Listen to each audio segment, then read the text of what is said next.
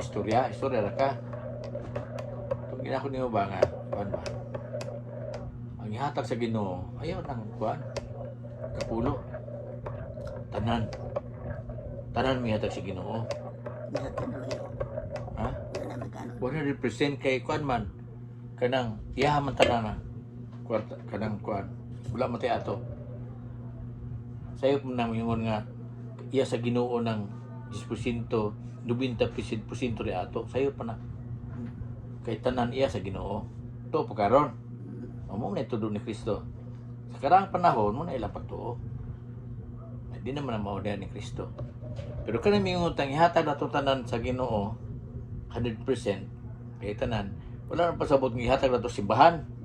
Meaning nga kung mo-decider ka nga mohatag kag 10% o 15% sa imong income nimo kanang imong nabilin imo guna siyang gamiton pagdayeg sa Ginoo.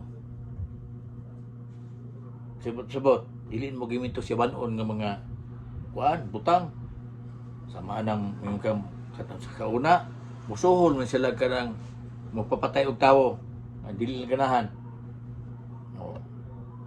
Ilang man kwaon sila 90%. Oh. Asya. So, in that way nga nagkuan ta sa Ginoo, naghatag ta sa na atong gigamit ang hibilin sa atong 100% kay atong gihatag sa church para sa ang ministry ang uban. Ang hibilin atong gigamit padayon sa pagdayeg sa Ginoo.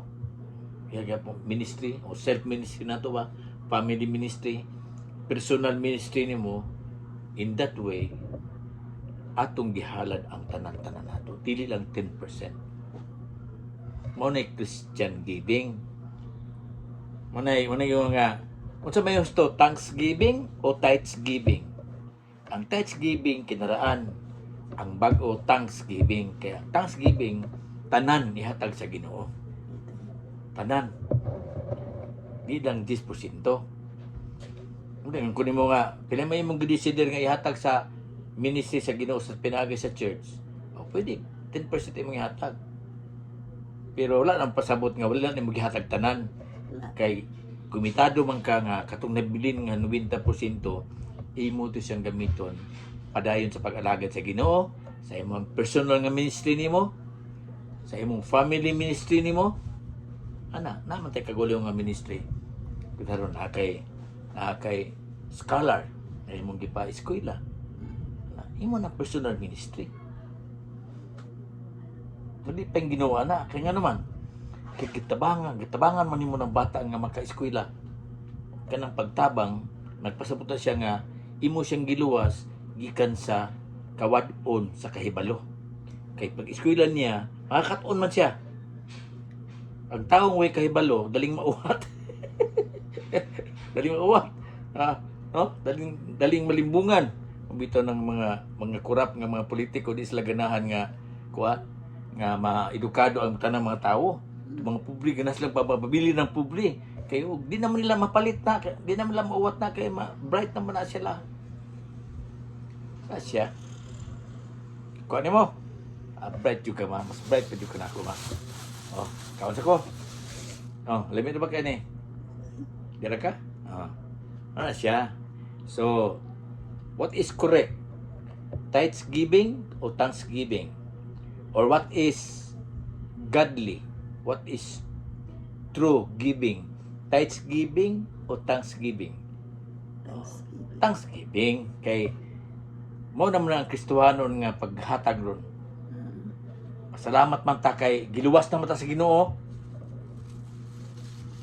Di naman ta nga muhalad para luwasod ta sa Ginoo sa atong mga sala. Oh. Sa una, ang mga leaders iban mingom sila nga hatag mo og 10% kay masuko ang Ginoo ninyo kay nangawat mo sa Ginoo. Hadlokon man ka. Hadlokon kanila. Dili naman na mo kita muhatag ta sa Ginoo kay maayo ang Ginoo nato. Kay iya tang giluwas. Kaon po sa kuwan. Ha? Mahilpil sa kuwan. Ay, ha? Muna sa tinuray.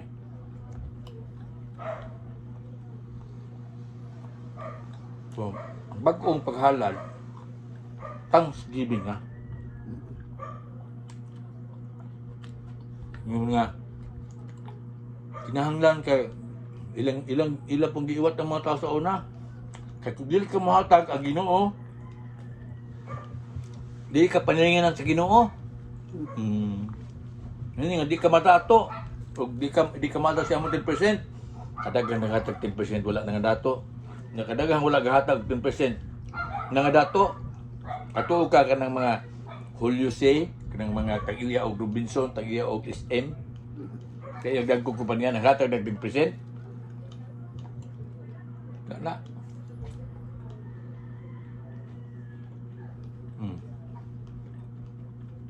Ay, di naman yung palitan. Ha? Di naman yung palitan. Yes, kuan.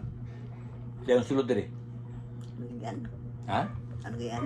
Lagi yan. Tagot. Corner. Wala, hindi kayo gawas-gawas, no?